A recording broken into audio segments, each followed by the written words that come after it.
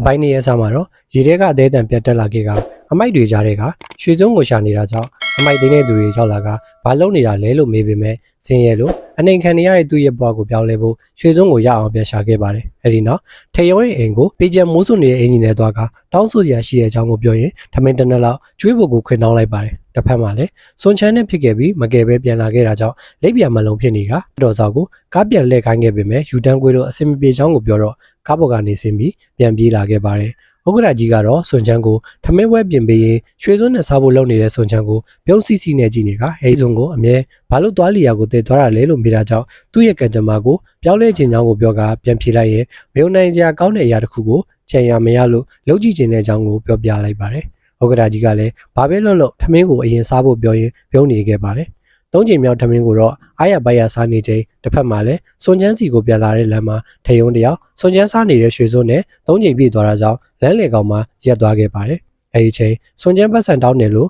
မတရားဆွဆွဲခံရတာကိုမကျေနပ်ဖြစ်နေတဲ့ဂျူဟီကထေယုံအိမ်ကိုလိုက်လာကချန်တကားကိုမဖွင့်ပေးတာကြောင့်ဝန်ထေယုံရဲ့သတို့သမီးလောင်လို့ပြန်ပြောပြလိုက်ပါတယ်။တစ်ဖက်မှာလည်းစွန်ချမ်းကရွှေစွန်းနဲ့သုံးချိန်စားပြီးသွားတာကြောင့်တကယ်ပဲပြောင်းလဲမပြောင်းဘူးလားဆိုတာကိုမသိဖြစ်နေကဥက္ကဋ္ဌကိုလန့်ကြည့်လိုက်ပါတယ်။ဥက္ကဋ္ဌကတော့သူ့ကိုဘာလို့ဒီလိုကြည့်နေတာလဲလို့ဆိုကစားပြီးရင်လည်းအင်ကိုပြန်တော့ဖို့ကိုပြောလိုက်ပေမဲ့အရေးဆုံးပြီးအဖေလို့ထပ်ခေါ်ကြည့်လိုက်ပါတယ်ဒါပေမဲ့လည်းမထူးကြတာကြောင့်နှုတ်ဆက်ပြီးပြန်ထွက်လာချိန်ဂျူဟီဝင်လာပြီးထွန်ထေယုံလို့ခေါ်လိုက်ကပါတစ်ချက်ရိုက်ပြီးလိုက်ပါတယ်စွန်ချန်ကတော့သူ့ကိုဟန်ထေယုံလို့ခေါ်လိုက်တဲ့ဂျူဟီကိုမယုံနိုင်ဖြစ်နေသေးကဂျူဟီကတော့စွန်ချန်ကိုမတရားဆွဆွဲခဲ့တာကြောင့်စိတ်တူနေခဲ့ပါတယ်အဲ့ဒီအချိန်မှာပဲဆိုရဲစကန်ကရဲတွေရောက်လာကချောင်းနှမ်းမှာစွန်ချမ်းပြောက်သွားတဲ့အကြောင်းကိုပြောရင်ဒါဖြစ်သူဟန်ထယုံနဲ့နောက်ဆုံးအတူရှိခဲ့တာကြောင့်မေးစရာရှိတဲ့အကြောင်းကိုပြောပြလာပါတယ်။ဥက္ကဋ္ဌကတော့သူ့ရဲ့အမျိုးသမီးကိုရှင်းနေရုံကိုဆက်သွယ်ခိုင်းလိုက်ပါတယ်။အဲဒီနောက်စကန်မှာဖြစ်စဉ်ကိုမေးတော့တငယ်ချင်းတွေရန်ဖြစ်ကြရုံပဲလို့ပြန်ဖြေတာကြောင့်စုံတော့က CCTV ကနေရေထဲပြုတ်ကြမလို့ဖြစ်နေတဲ့ဗီဒီယိုကိုထုတ်ပြချိန်ဗီဒီယိုထဲမှာတော့ဘဝချင်းပြောင်းလဲသွားတယ်ဖြစ်တာကြောင့်သဘောကျနေက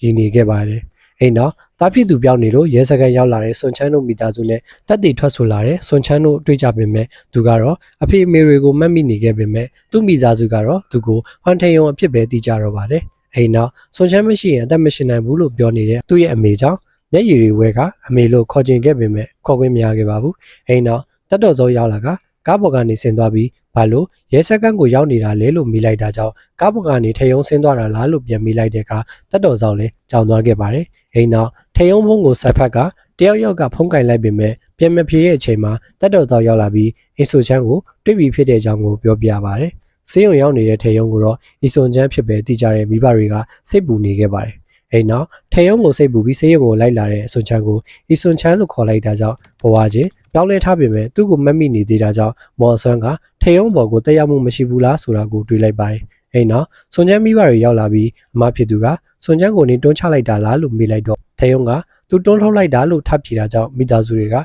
ေကောင်းထိသွားတာလားဆိုပြီးစိတ်ပူနေခဲ့ကထေယုံကိုယ်တိုင်ကလည်းဘဝလဲခံနိုင်ခဲ့ရတာကြောင့်စိတ်ထဲဝိုးတိုးဝါဒဖြစ်နေခဲ့ပါတယ်အိမ်နောက်ဆွန်ချမ်းကိုကျောင်းတွင်အကြမ်းဖက်မှုကနေပယ်ဖျက်ပေးဖို့ဥက္ကဋ္ဌကြီးကခိုင်းကြောင်းကိုကျောင်းအုပ်ကိုဖုံးဆက်ကပြောပြလိုက်ပါတယ်ထို့နောက်တက်တော်စောက်ကိုထေယုံနဲ့ဆွန်ချမ်းတို့နှစ်ယောက်ကိုအမောင်ထဲမှာလည်းမြင်တွေ့ခဲ့တဲ့မျက်မြင်သက်သေကိုရှာဖို့အမိန့်ပေးလိုက်ပါတယ်ဆွန်ချမ်းကတော့ထေယုံနဲ့ဘဝလဲလိုက်တာမို့စိန်တမျက်ကြီးမတဲ့အိမ်ထဲကိုပြန်လာကပျော်နေခဲ့ပါတယ်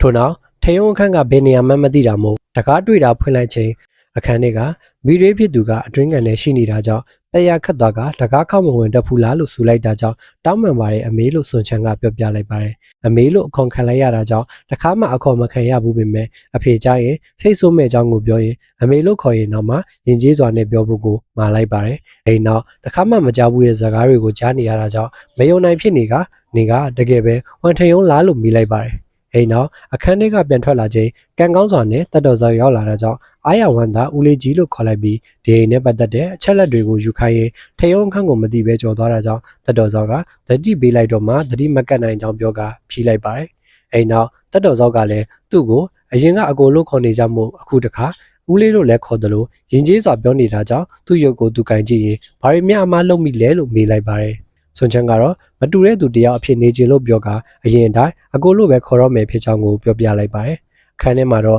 များစွာသောနိုင်ရီနဲ့အဝတ်စားတွေကိုကြည့်နေရင်ပုံထဲမှာလည်းသူ့ပုံဖြစ်နေတာကြောင့်အဖွားပြောလိုက်တဲ့မင်းကလွယ်ပြီးပတ်ဝန်းကျင်ကအကုန်ပြောင်းလဲသွားမယ်ဆိုတာကိုသတိရသွားခဲ့ပါတယ်အဲ့နောက်ရွှေစွန်းကိုထုတ်ကြည့်လိုက်တော့ဇွန်းရဲ့ထိပ်ပြားကနေနံပါတ်30ပေါ်လာကဇွန်းဝယ်ခဲ့တော့က အဖွားမာလိုက်တဲ့ဘောကပြောင်းပြီးရင်အခွင့်အရေး၃ချိန်မှာ1လ1နှစ်10နှစ်ကြာရင်ဒီကိုလာကချမ်းသာတဲ့ဘဝကိုထားပြီးအရင်မိဘတွေစီကိုပြန်သွားခြင်းလားမသွားခြင်းဘူးလားဆိုတာကိုဆုံးဖြတ်ရမယ်လို့ပြောရင်ည7နာရီထိုးတဲ့အချိန်ဇုံးကနေ29ပြောင်းသွားတာကြောင့်ဒီနံပါတ်ဟာတလကိုညညွှန်းတဲ့ကြောင့်သဘောပေါက်သွားခဲ့ပါတယ်နောက်တနေ့မှာတော့ထေယုံကိုကြည့်မရတဲ့ဂျူဟီကကြောက်လာနေတဲ့ဆွန်ချန်ကိုထေယုံအဖြစ်ပဲမြင်နေရတာကြောင့်ကြည့်မရဖြစ်နေခဲ့ပါတယ်အိမ်နောက်အခန်းထဲကိုခက်တီတီနဲ့ဝင်လာကသူထိုင်နေကြနေရာမှာမိပြီးထိုင်လိုက်ပေမဲ့အတန်းဖော်ကဟွန်ထေယုံလို့ခေါ်လိုက်ပြီးဒီနေရာကဆွန်ချန်ရဲ့နေရာလို့ပြောလိုက်တာကြောင့်ထေယုံရဲ့နေရာကိုပြောင်းထိုင်ချိန်အတက်မိုင်ဆီယာမကခေါ်ကြောင်းကိုပြောလာပါတယ်ကျောင်းအောင်နဲ့အတက်မိုင်ဆီယာမကသူ့ရှိမှတဲ့ဆွန်ချန်းကိုလောင်ပြောင်နေတာကြောင့်အစာတွေကဆွန်ချန်းကအပြစ်မရှိကြောင်းကိုဆိုကဝမ်ထေယုံကျွန်တော်ကလိန်ပြောခဲ့ကြောင်းကိုပြောကထထွက်လာခဲ့ပါတယ်။ဒီချိန်ထဲမှာပဲထေယုံကိုနေရာမားခဲ့ကြောင်းဆရာလောက်ခဲ့တဲ့အတန်းဘော်တွေကို